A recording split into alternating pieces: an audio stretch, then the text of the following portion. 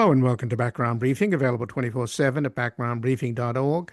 I'm Ian Masters, and today we'll examine a number of stories and issues in the news.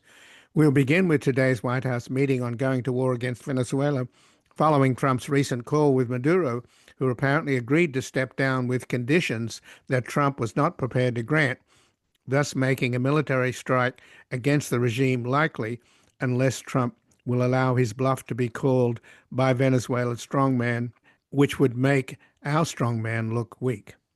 Joining us is Alejandro Velasco, Associate Dean and Associate Professor at New York University, a historian of modern Latin America, focusing on social movements, urban culture, and democratization. He's the author of Barrio Rising, Urban Popular Politics and the Making of Modern Venezuela. Then, with the House back in session, as the fate of the Affordable Care Act hangs in the balance and Republicans try to pretend they have an alternative to a program they have obsessively and repeatedly tried to kill since its inception, we'll discuss whether the public will fall for cosmetic makeovers and empty promises as 24 million Americans lose affordable health care while the rest face increasingly costly premiums. Joining us is Alex Lawson, the Executive Director of Social Security Works, where his work focuses on protecting and expanding Social Security, Medicare and Medicaid, and lowering prescription drug prices. We will discuss his article at Common Dreams, The Republican Healthcare Apocalypse. Then finally, we'll speak with Sidney Blumenthal, the former Assistant and Senior Advisor to President Bill Clinton and Senior Advisor to Hillary Clinton. He has been a national staff reporter for the Washington Post, Washington editor, and staff writer for the New Yorker, and his books include the bestsellers The Clinton Wars, The Rise of the Counter-Establishment, and The Permanent Campaign. His latest book is All the Powers on Earth, The Political Life of Abraham Lincoln, 1856 to 1860, and we'll discuss his latest article at the New Republic, The Mar-a-Lago Party That Future Historians Will Never Forget, and how much Melania is mentioned in the Epstein files as Trump fights to prevent their release. And before we begin, for over a decade, we have warned that Trump is both a criminal and likely a traitor, not to mention he's mentally unstable, egomaniacal, woefully ignorant, wildly incompetent, insatiably greedy, and corrupt. Now it should be clear to all that his chaotic misrule must be ended as soon as possible, and until that happens, Background Briefing will continue to investigate and expose MAGA criminality and cruelty. But more importantly, explore strategies and popular movements to bring about regime change as quickly as possible to restore democracy and civility and stop the systematic destruction of the United States at home and its standing abroad. To help sustain us with public broadcasting and freedom of the press itself under assault as Trump's billionaire buddies buy up the mainstream media, you can make a tax-deductible donation to our nonprofit foundation, the Public Truth Media Foundation, at publictruthmedia.org or at backgroundbriefing.org/donate. And thank you.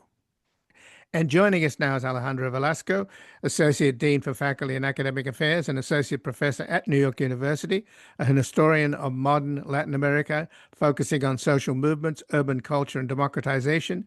He's the author of Barrio Rising, Urban Popular Politics, and the Making of Modern Venezuela. Welcome to Background Briefing, Alejandro Velasco. Thanks so much. And the meeting in the White House on whether or not to go to war against Venezuela is ongoing as we speak. You have the chairman of the Joint Chiefs, you have Rubio, who's obviously a hawk on this. You've got Hegseth, who is a complete idiot and in tremendous trouble himself, very vulnerable to being charged with war crimes and probably won't be around much longer as a Secretary of Defense, which would be a huge blessing for the country and the world.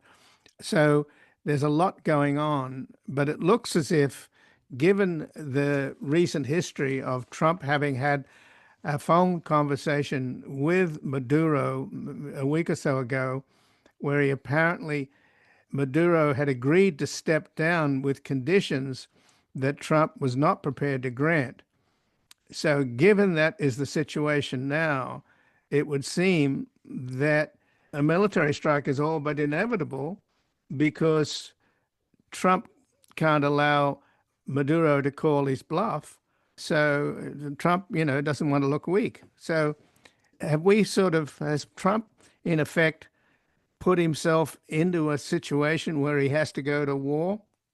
Well, I think he's definitely put himself in a situation where he has to do something, whether that is a full-scale war or something that approximates that but is lesser scale.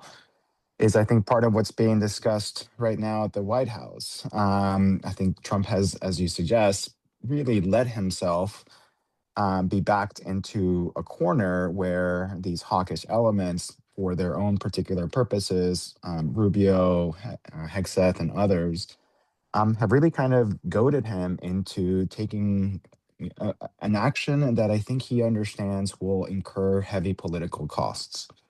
And to date, I think what has kept that final decision of actually violating Venezuela's sovereign territory, whether it be through missile strikes or some more direct engagement, has been this calculus from Trump on whether or not, certainly in Congress, but even in his base, there will be support for an action whose consequences and outcomes are extremely unclear. So that's where we are right now.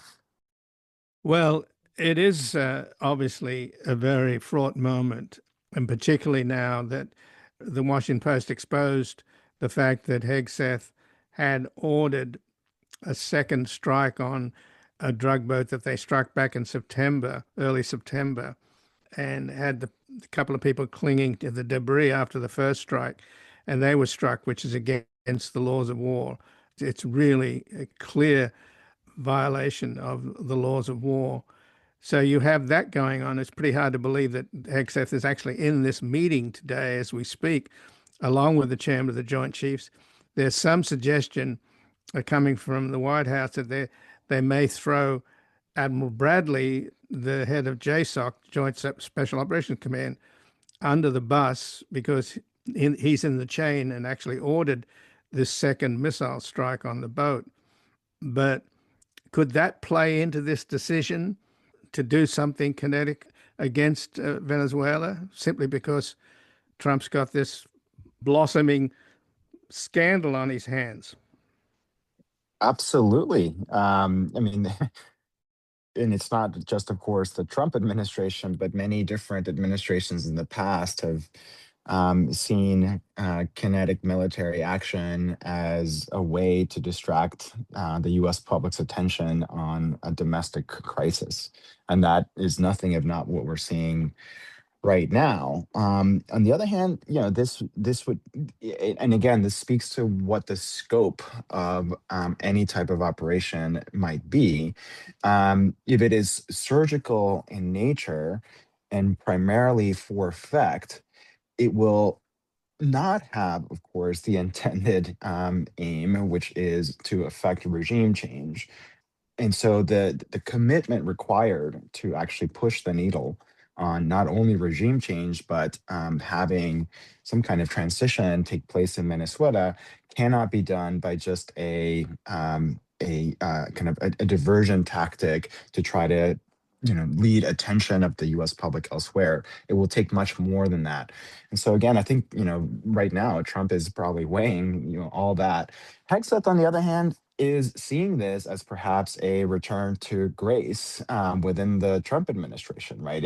If he can deliver, a very showy kind of attack that has some kind of effect that Trump will like, then perhaps that will allow him to remain in the good graces of his master. But for now, certainly it seems to be the case that it would provide a useful cover to try to engage Venezuela as a way to deflect attention. But if Trump told Maduro in a phone call a couple of weeks ago that he had to step down, and earlier on, Grenell did secret back channel negotiations with Maduro, where he was prepared to have U.S. oil companies come in and do whatever they wanted and gave all kinds of concessions, but he wouldn't budge on him stepping down. So clearly that hasn't changed. In his phone call with Trump, he refused to back down and resign. So that means they've got to take the head of Maduro, right? They got to take him out. That seems to be the die is cast, right? I mean, that's certainly what all indications seem to be pointing towards. We've seen since the start of this administration this kind of carrot and stick approach to engaging with Venezuela, where you have some direct engagement via Richard Grenell earlier in the year.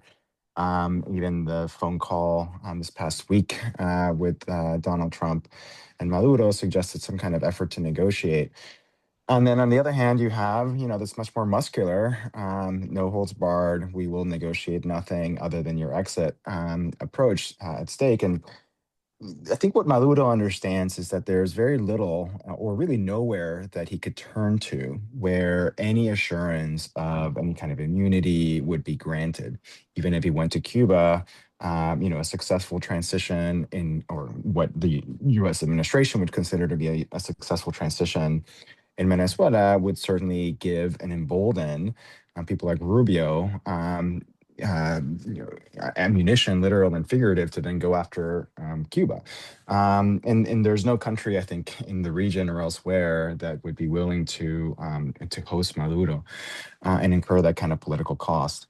So, I think that Maduro has really presented as much as he is willing to give, and at this point has bet on the fact that Trump will see this as too high a cost political to pay, and is preparing for that outcome rather than something more negotiated.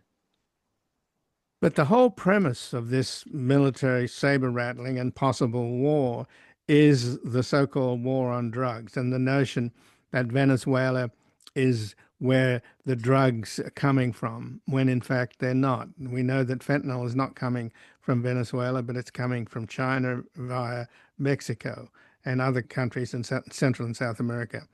So it's a big lie. And the big lie now has been completely exposed because Trump has just pardoned the former president of Honduras, who exported about 500 tons of cocaine into the United States and boast about it. He boasted about shoving it up the Yankees' noses. And this guy got sentenced to 45 years in an American prison. And testifying against him were a bunch of drug lords and drug dealers who had paid this guy off. So the implication is pretty clear that Trump basically got paid off because there's no reason in the world to pardon this guy. Now you've got an election down there which is hanging by a thread. I think the guy that Trump's backing, is only 500 votes ahead or something. So I think it's plain for everybody to see that this whole idea of Venezuela being the source of drugs and Maduro being the drug kingpin, as Rubio refers to him as, is nonsense because the real drug kingpin who exported 500 tons of cocaine to the United States, Trump just pardoned him, for God's sake. It is nonsense, but of course, it's a fool's errand to try to seek much principle out of U.S. foreign policy, and nowhere is this clearer than in the Trump administration. Although that's perhaps a little bit unfair, I do think that if there's one thing that has characterized the Trump administration, both in the first term and this one, is their material interest above all.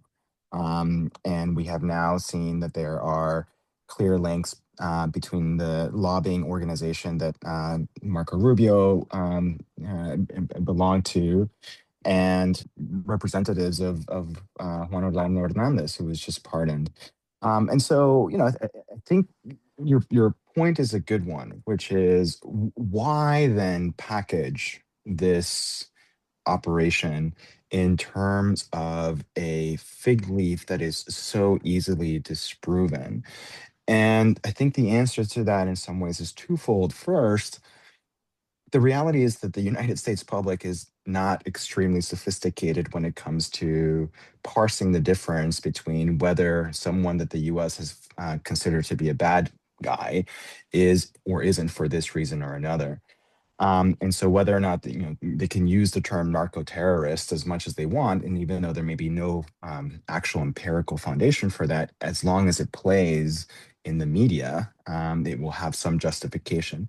But the other reason is more significant, and it has to do with what could credibly be understood as falling within certain bounds of rules of engagement. And here's where they're having a lot of trouble with, certainly Pete Hegseth, where interdiction of drugs has been historically a civilian matter for civilian courts. And so by framing this as a drug operation, they've realized the limits that they have. And so I think the push now in terms of designating the Cartel de los Soles as a terrorist organization is to bring it back within the context of of a military engagement rather than a civilian interdiction engagement. But in both cases, of course, the what we're looking at is more kabuki than actual theater. Well, the other person who's calling our hypocrisy is, of course, the president of Colombia, right next door, who's just recently said, this is not about drugs. This is not about democracy. This is about oil. And Venezuela happens to have the world's largest deposits of oil. It's all roads in Venezuela lead to oil, and this has been true for over 100 years.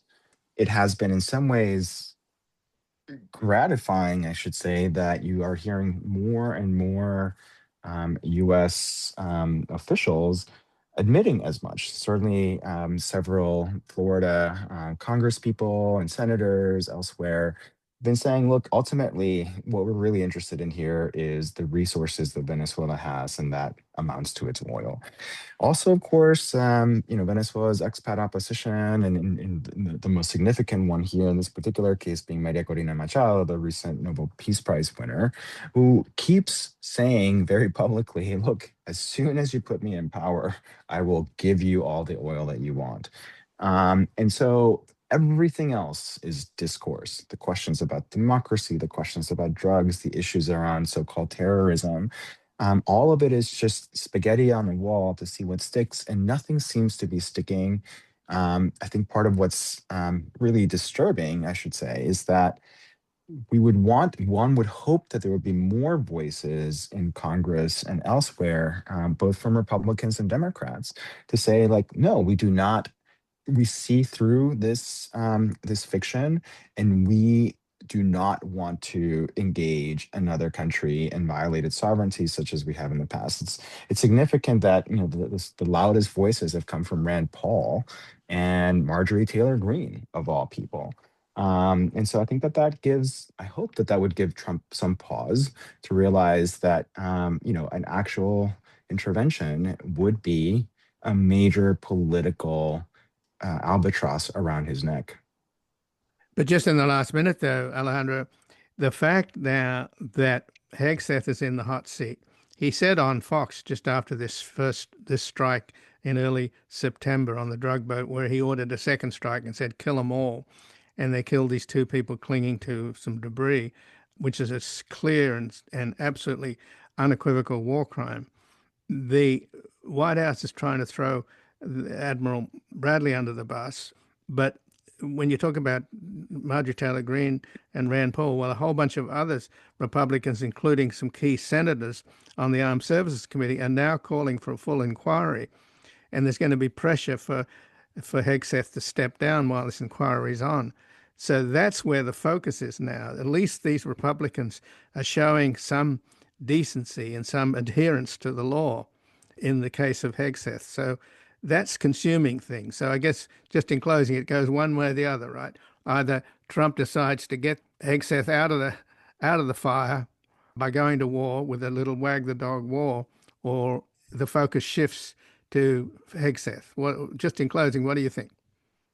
Think that's exactly right. And of course, who's left in the middle are Venezuelans who will, in Venezuela, not the legions who care to opine on X and other social media living outside. And so Venezuelans who bear the brunt of the bombs that drop. But again, I think, even a wag the dog war, if it does not achieve the objective of ousting Maduro and effecting some kind of regime change, if it leads, as it will likely to chaos, will then be the political albatross that will sink any Trumpism going forward, right? And so that it's not small stakes for Trump. I think that that's part of what's at play here, and I want to make sure that we put that on the center. Well, Alejandro Velasco, I thank you very much for joining us here today. Thank you. I appreciate your call.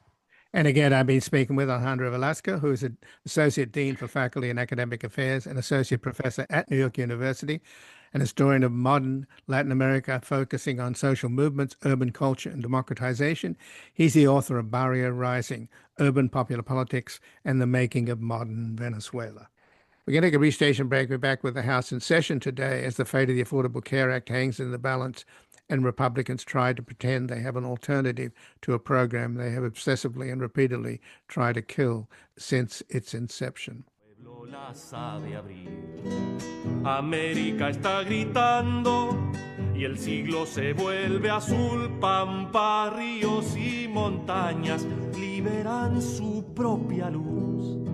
La copla no quiere dueños, patrones no más mandar. La guitarra americana peleando aprendió a cantar, peleando aprendió a cantar, peleando aprendió a cantar. Welcome back. I'm Ian Masters, and this is Background Briefing, available 24/7 at backgroundbriefing.org. And joining us now is Alex Lawson, the Executive Director of Social Security Works, where his work focuses on protecting and expanding Social Security, Medicare, and Medicaid, and lowering prescription drug prices. He has an article at Common Dreams, The Republican Healthcare Apocalypse. Welcome to Background Briefing, Alex Lawson. Thank you so much for having me. Well, thanks for joining us, Alex. And your article starts out with some context that this spring, the Republicans cut $1 trillion from Medicaid, all of which was to give massive tax breaks to billionaires. And then for the last month and a half, they shut down the government rather than prevent premiums from doubling on average for 24 million Americans in the Affordable Health Care Act marketplace. And they won that long standoff with the government shutdown. The Democrats caved and got a promise. And now that promise is on display, right? The House is back in session today. And what's your sense of whether or not there will be any serious negotiations over the Affordable Care Act? I think it's extremely unlikely. I think you saw that in the House. Speaker Johnson basically said, I'm not promising a vote. He said it in a way that it was very fair to read it as there will be no vote. So even if there is a vote in the Senate, Johnson has said he's not promising a vote in the House. Over in the Senate as well, it doesn't look like it will pass because President Trump has made it very clear that he does not want to extend the subsidies that would prevent people's premiums from spiking by, on average, 200%. But that's on average. In Arkansas, I saw numbers of 900% increases. It's really, really astronomical levels. So much so that of the 24 million people affected, 5 million of them are estimated they'll just not get health. They'll just stop because they can't afford it.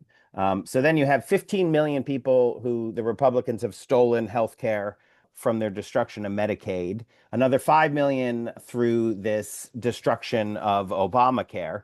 You're throwing 20 million people out into the country with no healthcare options. They will basically, it's not like there's a different system in place. The Republicans are pretending that they have a plan, but we saw President Trump put forward like maybe a little bit of a plan, and it was immediately rejected by congressional Republicans. So really, their plan is to steal people's health care, give it away, give that money away, trillions in tax handouts to a handful of billionaires. And then for the people who no longer have health care, their plan is for them to get sick and die. And it'll be the most vulnerable people in our society who bear the largest burden of that, who get sick, get sicker, and die at disproportionate rates. And it is a despicable thing that Washington, D.C. has wrought on the American people. But do the Republicans care about the people that they're hurting? I mean, in other words, do they think that they're the ones that vote for Democrats? And given that already they cut $1 trillion from Medicaid, that's already affecting rural hospitals are closing down because they're not getting the money. So many people in this country depend upon Medicaid for their elderly folks in nursing homes. That's starting to pinch. So the real question to me, Alex, is will this cruelty on the part of Republicans start affecting their constituents? Oh, it hurts their constituents the most, actually. If you look at all the maps, it has been sort of mind-numbing to watch it happen in DC because there's at least some level of conventional wisdom that, like, oh, well, when it starts hurting their constituents, the Republicans will say, oh, we can't do this. But that has not been the case. The rural hospital closures, everybody gets hurt unless you're a billionaire who bought another golden helicopter. You can fly to a private clinic. Your healthcare is getting hurt by what's going on. But the worst impacts are actually in MAGA country. It's in the states where the federal government plays a larger role in providing health because the state basically doesn't. And so the line of the old Confederacy is still very visible. You can also see the Medicaid expansion states versus the non-expansion states. There's a lot of policy, artifacts in there, but the end result is that it's MAGA voters who are getting disproportionately just annihilated by these effects. And far be it for me to try to say what Marjorie Taylor Greene, what moved her to do anything, but I have heard that in her own family, she's dealing with people whose premiums are spiking, and that it's her constituents saying, "Hey, I got this note in my mailbox says my premiums are going to skyrocket." So it's not, just me saying that the Republicans have to do something because it's hurting their own constituents. It's Marjorie Taylor Greene as well.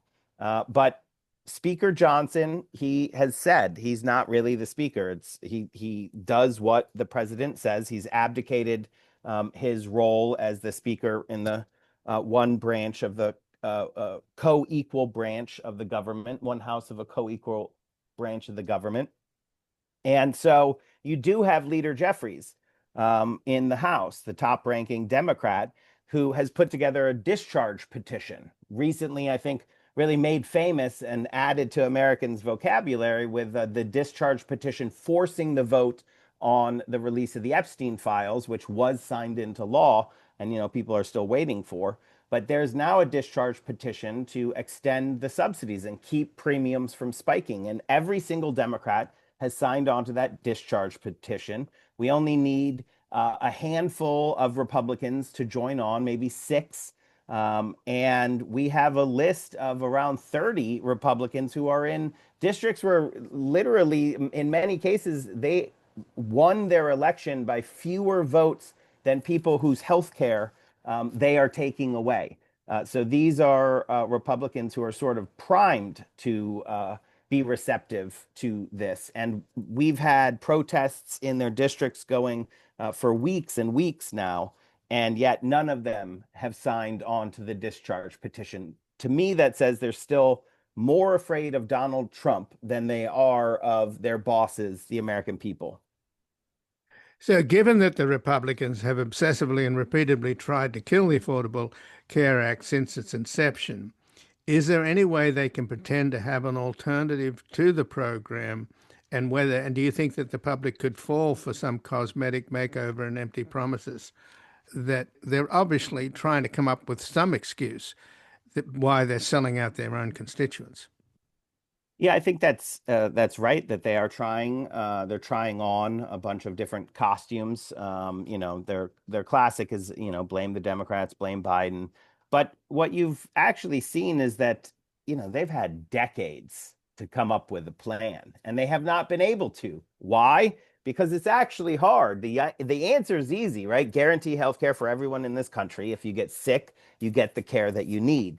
But if your goal is actually to maintain the billionaire status of the people who actually profit off of our healthcare system, it's actually hard then to increase healthcare provision, right? It's almost a perfect indirect proportion. The more you help people, the less money the billionaires make. And the billionaires are in charge of the Republican Party. So when they try to come up with a plan, their billionaire paymasters are like, no, that's not going to work. So they have not been able to come up with a plan that actually is credible. So they just sort of, this is where you got concepts of a plan and all of those things that have become sort of, jokes. When you actually look at it, it's terrifying because it is true. They've had decades to try to come up with a plan, and they have refused to come up with a plan. That is their plan, no plan.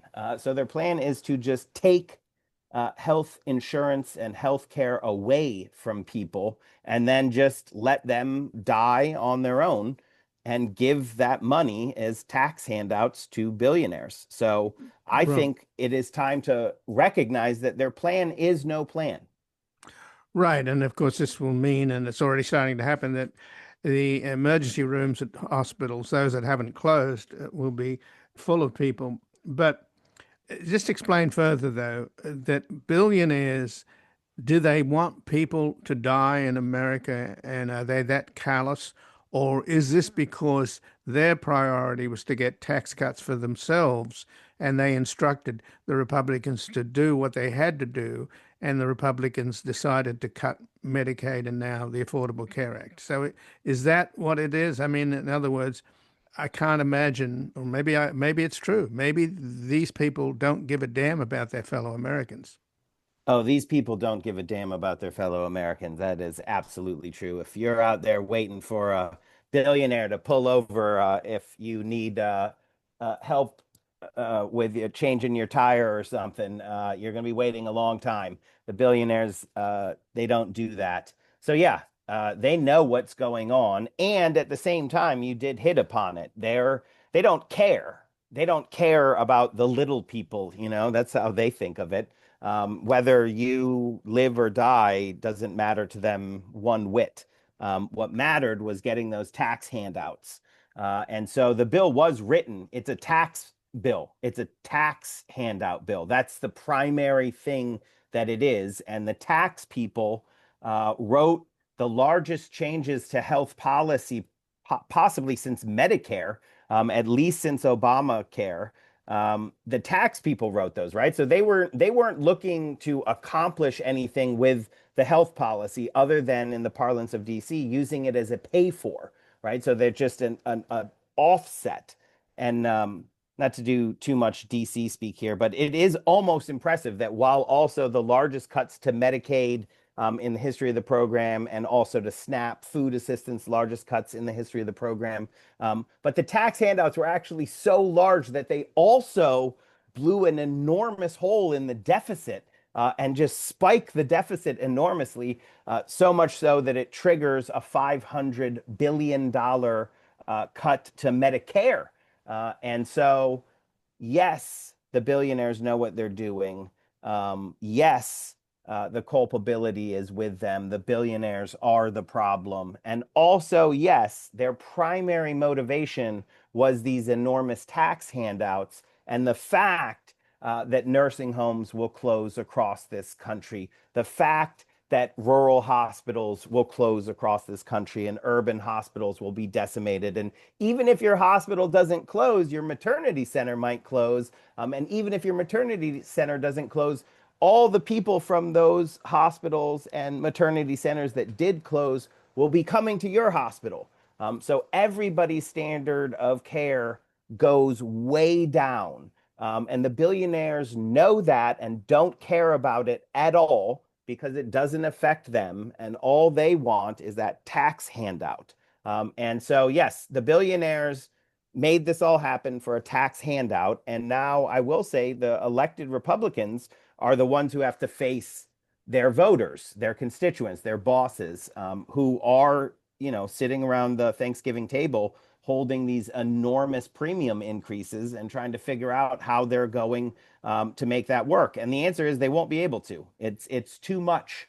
That's why I said apocalypse, and I've done a lot of media on these healthcare issues. And I always say, everyone wants me to be like, oh, well, isn't there any good news? And yes, the people can fight back. Always raise your voice. This discharge petition is a real avenue.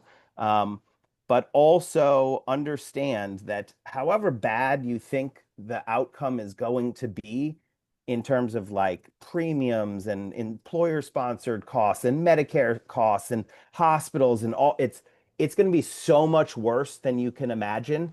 This nation, I think no nation outside of like war has ever experienced a contraction in their health sector like this, where you just rip away, trillions of dollars of healthcare from the people when you add it all together.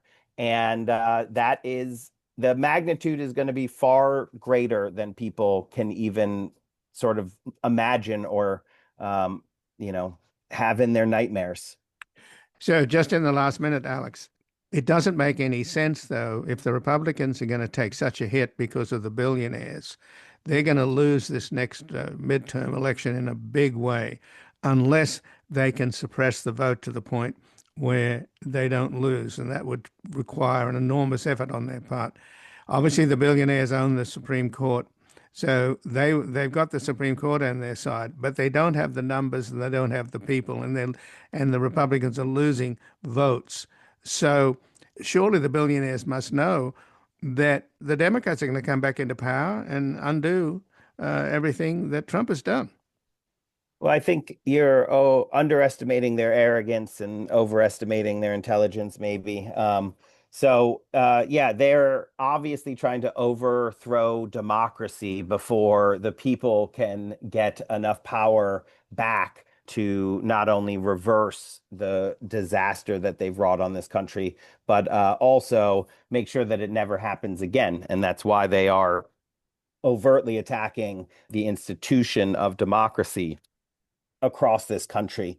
But I also, you go out to a street corner right now with a bullhorn and start talking loudly about the costs being unaffordable in this country, and give it an hour and you're going to have a group of 100 people there with you, also angry. And it's not just Democrats, right? I mean, we're seeing that the fact is Donald Trump was elected saying that he was going to make things, more affordable, bring down costs, and expose the Epstein list and, all these things one after another. And he's just lied. He's been shown a liar on all of those. And the lies work for some amount of time, but then at a point you go to the grocery store and you can't afford to eat anymore, or your health insurance goes up.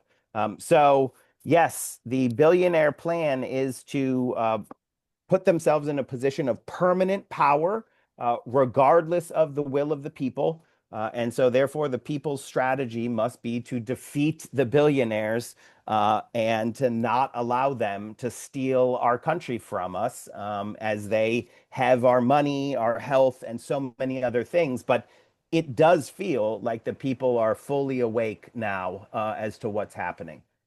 Well, Alex Lawson, I thank you very much for joining us here today. Thank you. And again, I've been speaking with Alex Lawson, who's Executive Director of Social Security Works, where his work focuses on protecting and expanding Social Security, Medicare and Medicaid, and lowering prescription drug prices. He has an article at Common Dreams, The Republican Healthcare Apocalypse. We're going to take a brief station break. We're back looking into how much Melania is mentioned in the Epstein files as Trump fights to prevent their release. And so no one would know how tired they've grown of talking and telling their lies. All we've got, no health insurance, no cellular service, no disease they can cure. But we need more money to burn, so each person must learn the dollar amount they are worth. And those pills make me... Welcome back. I'm Ian Masters, and this is Background Briefing, available 24/7 at backgroundbriefing.org. And joining us now, Sidney Blumenthal, the former assistant and senior advisor to President Bill Clinton and a senior advisor to Hillary Clinton. He's been a national staff reporter for The Washington Post, Washington editor and staff writer for The New Yorker, and his books include the bestsellers The Clinton Wars, The Rise of the Counter-Establishment, and The Permanent Campaign. And his latest book is All the Powers on Earth, The Political Life of Abraham Lincoln, 1856 to 1860. And his latest article at The New Republic is The Mar-a-Lago Party That Future Historians Will Never Forget. Welcome to Background Briefing, Sidney Blumenthal. Glad to be here, Ian. Well, thanks for joining us. And the Mar-a-Lago party that you're referring to, the Great Gatsby-themed party, was on Halloween. And I guess in terms of trick or treat, Trump really is, and what he represents and what his presidencies have represented is treats for the billionaires and tricks for the rest of us. In particular, his own MAGA followers who have been tricked into believing that he cares for them. Well, he does care for him. He's creating a vast kleptocracy, and he held an immense celebration at Mar-a-Lago on Halloween Eve, and for all of them around his pool. And the theme was The Great Gatsby, a book he undoubtedly has never cracked open. Or has any idea what it's about except the Roaring Twenties, and he wanted to associate himself as having his own Roaring Twenties, whereas in fact this is the Trump Tinsel 20s. And he had young women in bikinis dancing in tall revolving martini glasses to greet the guests at Mar-a-Lago, and he had models dressed as flappers with huge white feathers dancing around. But this was the MAGA royalty. This was not the party like the party goers at Gatsby's party on Long Island in the Roaring Twenties, who were the bright young things and just showed up and danced to jazz bands, and the champagne would flow. And it was seemingly spontaneous around this mysterious figure of Gatsby. Whereas for Trump, it was a celebration of himself as the Godhead, as though he had reached the apex of his omnipotence and invulnerability. And in fact, what this heralded was the vanity before the fall. It was the event on the eve of the deluge that has now befallen Trump politically, his evident great unpopularity. So just then, he's 9 months, 40 weeks, and 3 days into his presidency, and that is the peak, right? Not just of his second presidency, but the peak of his political career, and it's downhill ever since. Is that what you're saying? Well, think of what's going on outside of Mar-a-Lago at the very same time, and it's the 30th day of the government shutdown, which would end November 13th, and he had refused to extend subsidies for premiums under the Affordable Care Act. And that will lead to the doubling of premiums for 22 million people, at least, with many millions of children.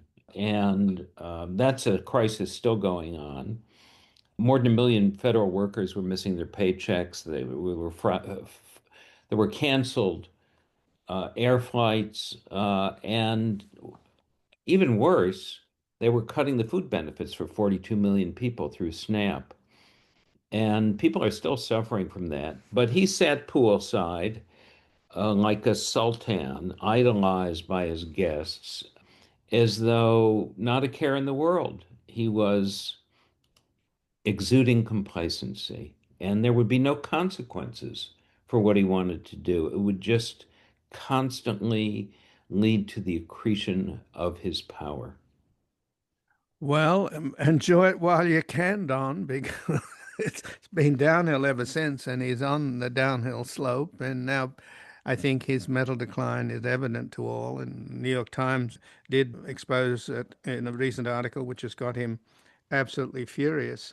But the whole point of your article and what I find interesting about it is that when you really get into The Great Gatsby, Fitzgerald's book, the one that Trump hasn't read but was aping in this show of ostentation over Halloween, is that there are characters, the main characters in that book, that resemble Gatsby, actually resembles Jeffrey Epstein, and Buchanan, Tom Buchanan, represents Donald Trump. So expand on that, if you will.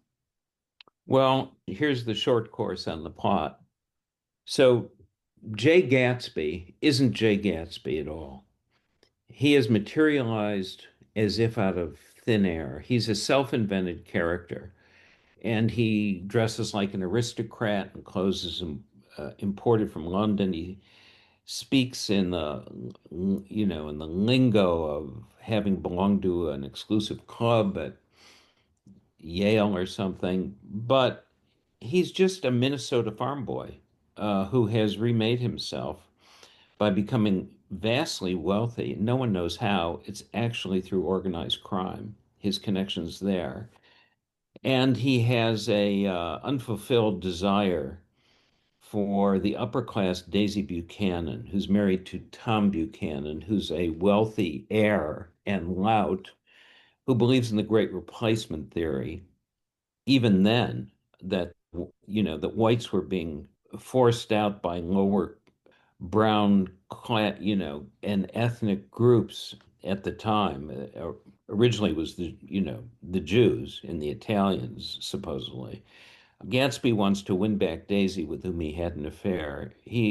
Tom Buchanan winds up having an affair with the wife of a car repairman who he misdirects to Gatsby as the who he infers is the person having the affair, and he kills him, and Gatsby winds up floating in his own pool dead. So that's I just ruined the novel for everyone, but in a way, he's like Jeffrey Epstein. He's completely self-invented. No one knows where the money comes from. He throws fabulous parties. He's a networker. Of course, Gatsby was an innocent compared to Epstein. And Trump is a wannabe in many respects. Trump glommed onto Epstein and loved his acceptance. And through parties that he would invite Epstein to, where they were predators together. They were predators' balls, and they would invite models and prey on them. There's one famous incident in the video that NBC got some time ago of the November 1992 dancing mini-skirted Buffalo Bills cheerleaders, where Trump and Epstein are confiding in each other, and Trump says, "Look at her back there. She's hot." And he's biting his lip and bobbing his head to the music.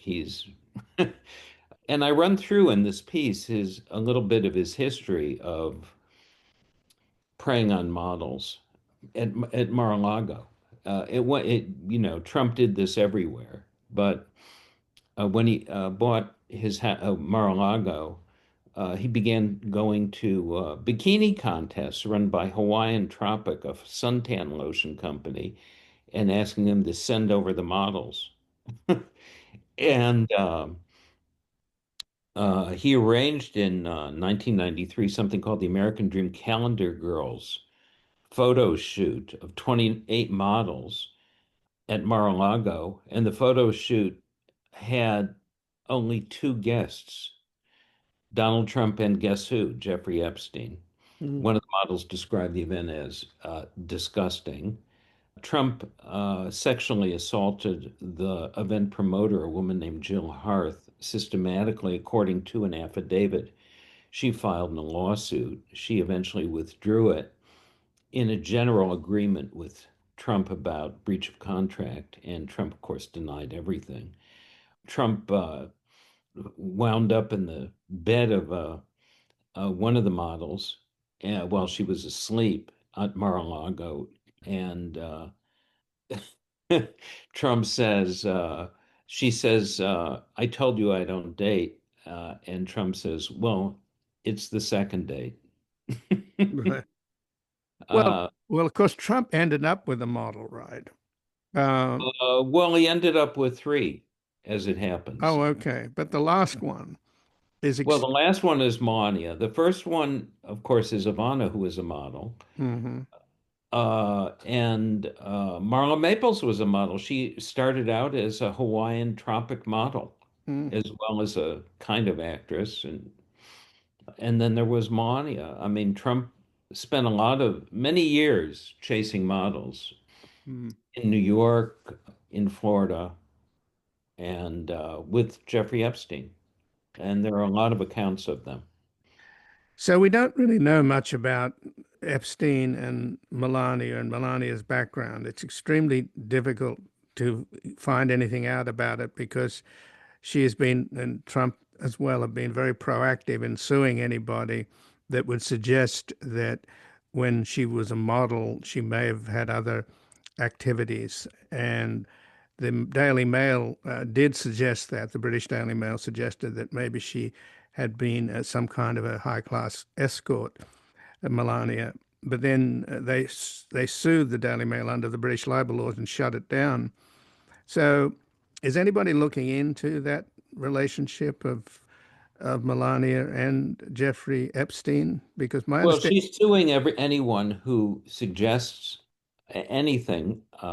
She threatened a suit against a British author named Andrew Lowney, who wrote a biography of Prince Andrew, The Fall of the House of York. And there were passages in it about her and Jeffrey Epstein that the publisher subsequently took out. She's threatened other people, including Michael Wolff, the journalist who was a confidant of Jeffrey Epstein, for his several stories that Epstein told him about his sexual experience with Melania and his claim that he introduced Melania to Trump, which contradicts her story. And she threatened Michael Wolff, and now Michael Wolff has filed a suit against her on a First Amendment basis, claiming she's violating his First Amendment. It's called a SLAPP suit. We'll see where that goes and whether or not Michael Wolff gets to engage in discovery and question witnesses, including her, among others. She was certainly at the Great Gatsby party with the others. But there's a great attempt on their part, to erase Jeffrey Epstein and his close relationship with Trump. They were very close for um, about 15 years, and they were on the hunt for young women together, and there are accounts of it. right? And Epstein had a house about a mile and a half in Palm Beach away from Trump, and they used to go back and forth to each other's houses. Epstein's house has been sold, and a developer raised it, and they even changed the number on the address because of The the thrill stigma, seekers is the trying to stigma, end the stigma, as right? they Right. could erase the infamy, but Right. people know where it is. And Trump has had more than 1,000 FBI agents at the direction of Cash Patel to redact his name, and I would assume Melania's Well, that's what I wanted to get to because I'm from hearing, the Epstein yeah, files. right. I'm hearing rumors from people that seem to know, and they've been reliable in the past, that the real reason why Trump is trying to shut down the Epstein files is not so much to protect himself, because, he's shameless at any rate, but to protect Melania, and that she's basically insisted that they shut it down so that no mention of her and Epstein, and perhaps, and some people even suggest that she's gone so far as to tell Trump if he doesn't do it, she'll divorce him. So, have you heard anything along those lines? Well, I wouldn't be surprised if that were the case. Let me put it that way. And I would say that it's entirely conceivable that there's material in there involving her, and she could be all over the Epstein files. She was around for years with Trump and Epstein even before her marriage to Trump. And Epstein could have ventured opinions or descriptions of her and her activities. And there could be in these files, there are certainly photographs and other material.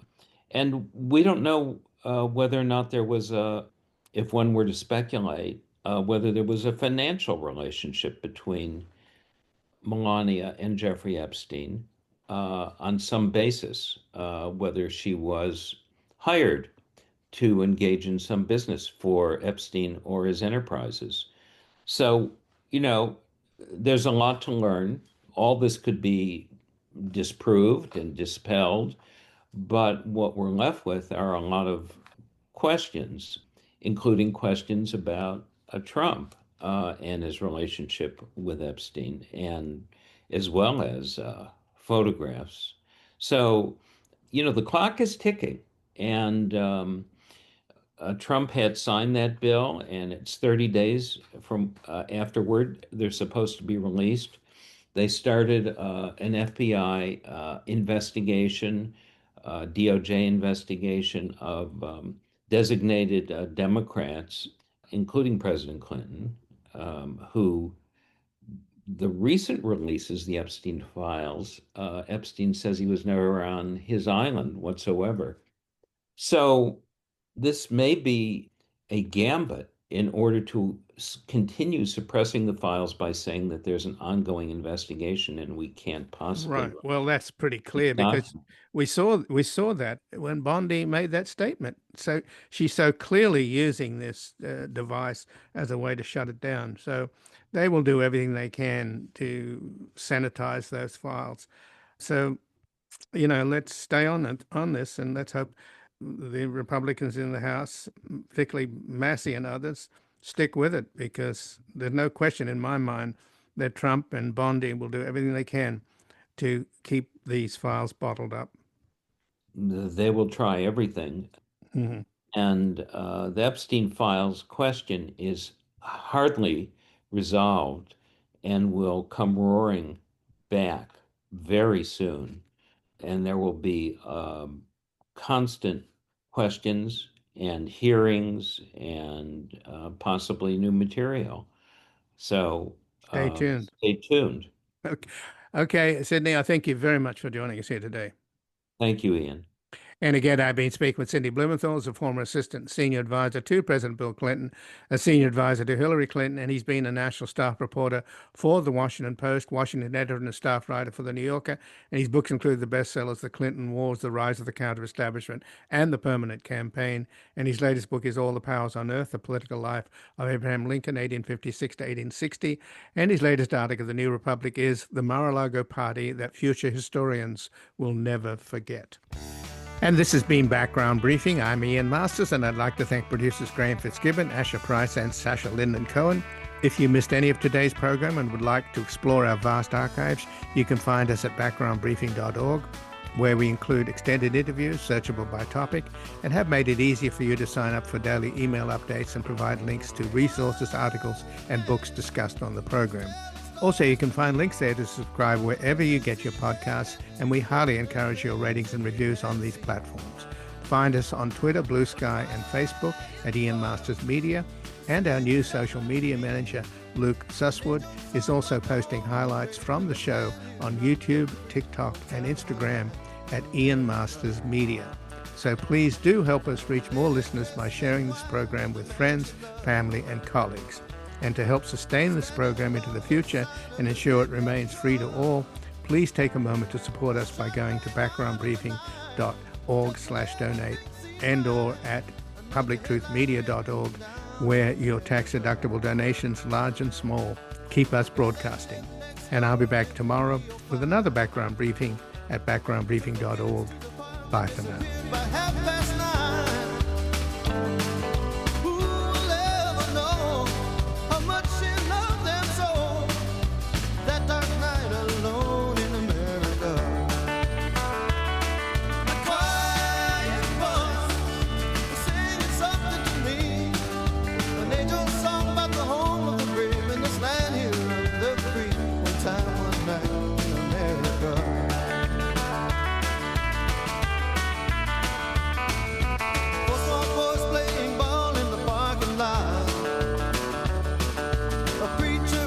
And the other became a